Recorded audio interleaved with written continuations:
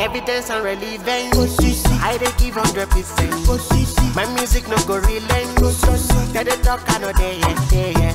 Me just stay here to talk my own. Me just stay here to talk my own. I've got the power, come and do. I've got the power. Done dada, make I show you that there's none better. Me and no take come for no packer. We gon' break off the so showstopper. Hey, no limit. Every show we shot in down 10 digits, shining so bright and they can't. Different album premiere òun ni ó ń ṣẹlẹ̀ lọ́wọ́lọ́wọ́ láti ọwọ́ LT Skills tẹ́ bá ti ń gbé LT Skills ẹ ti mọ̀ wípé ọmọ bàbá wa àgbà òṣèré Jídé Kòsọ́kọ́ àwọn ẹ̀dẹ̀ tí mọ̀ pé gbogbo orú nǹkan báyìí náà à ń ṣeré ni o à ń kọrin ni o à ń jó ni o ó ràn nínú gbogbo family yẹn ó wà nú ẹ̀jẹ̀ ló wà so lẹ́ni LT Skills ń ṣe ìfilọ́lẹ̀ orin tí àkọlé rẹ̀ ń jẹ́ different tí ó dẹ̀ ní tracks mẹ́wàá òun la wá gbọ́ lẹ́ni a fẹ́ wá wò wá fún yín yes a fẹ́ wá wò wá fún yín a fẹ́ wá gbọ́ a fẹ́ rí bó ṣe dùn sí a fẹ́ wo ẹ̀kọ́ tí àwọn èèyàn máa kọ́ nínú ẹ̀ so ó dẹ̀ pé ẹbí ará àti gbogbo àwọn olólùfẹ́ pé ó yá o ẹ wá bá mi gbórin tó dẹ̀ máa tó jáde tó bá ti jáde kí ẹ̀yin náà kẹ́ lọ ṣe kí ni kẹ́ lọ stream orin yẹn Àyìnkẹ́ Kújọrẹ̀ lórúkọ tèmi ọmọbìnrin Wonderful Dayọ̀ Kújọrẹ̀ ẹ jẹ́ ká rìn ká tọ́ ká wo bí gbogbo orin LT Skills tó ṣe lọ lẹ́ni ẹ má gbàgbé different òun làkọlé ẹ̀ ẹ má bá mi ká lọ. Step to the right. Now make it do the slide. Bend down, bolo. Yeah, show me power. Step to the right. Now make it do the slide. Bend down, bolo. Make I show you power. A wá ṣe ìfilọ́lẹ̀ orin Skills ní alẹ́ yìí àkọ́kọ́ ṣe ẹ lè fún mi ní lines orin Skills. Benny. Man so fresh like Chivokuku. That's FLCI niye. I am the man with the agenda. I am the man with the propaganda. I am the whiz, I'm the boss. I am the reason why they cause propaganda. Woke up in my condo. Too bad bitch, give me pronto. To my room, bend them like a zanto. So fresh, so clean, that's the matter. Ẹ pàtẹ́wọ́ fúnra yín mo lẹ́ẹ̀mẹ́ ṣe fún mi báyìí borí ẹ̀. Power, make I show you power. Power, make I show me power. Power, make I show you power. Make I show me power. Make I show you power. Tí ẹ bá ní àǹfààní láti yan international artist ìyẹn àwọn tó ń kọrin lókè òkun kó collaborate pẹ̀lú Skills tá lẹ máa yan fún. Rihanna, Chris Brown, àbí Beyonce. Chris Brown or Beyonce. Yes, Chris Brown or Beyonce. Kí ló tẹ̀ ṣe mú Rihanna?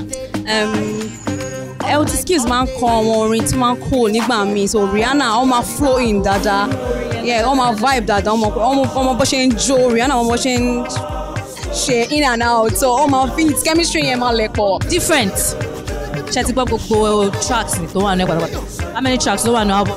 10. Pàtẹ́wọ́ fúnra yín ṣe ẹ lọ gbádùn ara. $50 on the way. Spending money like a criminal. Balling, them to see me now. Bend it like a Gemini, like a Gemini.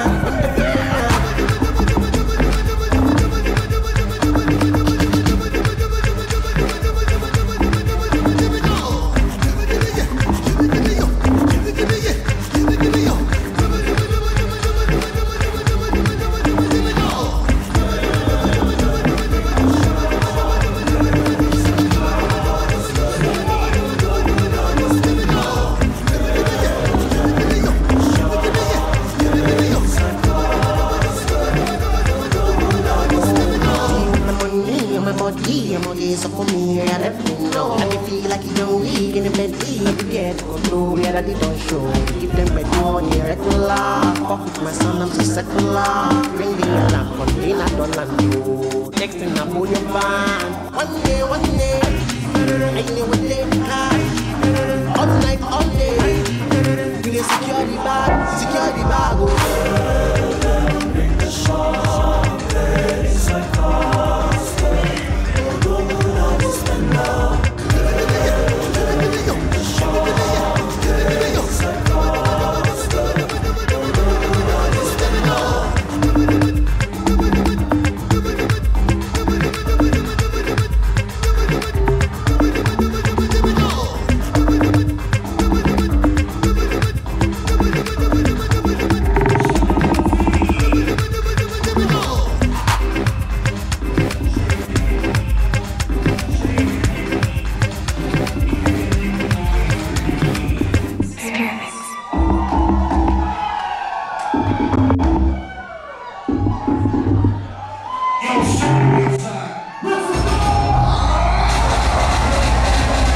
ẹ jẹ́ ká sọ̀rọ̀ nípa skills kí lẹ rò nípa ẹ̀ like ìṣesí ẹ̀ nínú orin kíkọ. Àjọ dàgbà ni o so àjọ máa ń jó ń gbà yẹn ìwé tó ṣe ń jó wọ́n ọ̀nà orin ẹ̀ wọ́n máa ń jó pẹ̀lú ọ̀rọ̀ ẹ̀ ni. Pẹ̀yìn tèmi tẹ́ bá ti ń gbọ́ tẹ́ bá dẹ̀ ti máa gbọ́ Skills a very very very good artist tẹ́ bá ń gbọ́ ẹ máa ṣe kí ni ẹ máa love ẹ máa like ẹ. So ó ní nǹkan tí Africa tí mo fi pé wọ́n ṣì ń underrate wọ́n tí lóró nǹkan tí Africa really need láti push out because ní artist yàtọ̀ sí P-Square Ìbejì tó ń jó so òun nìkan artist àmọ́ tó tún máa ń fi jó sí orin full time. Evidence and relevance. I dey give 100%. My music no go relent. They dey talk I know they yeah. Me just stay here to talk my own. Me just stay here to talk my own. I've got the power, come on. I've got the power. None other, make I show you that there's none better. Me and no they come for no packer. We gon' break off the showstopper. Hey, no limit. Every show we shot in down 10 digits, shining so bright and they can't. Okay, wọ́n ti fún wa lọ́wọ́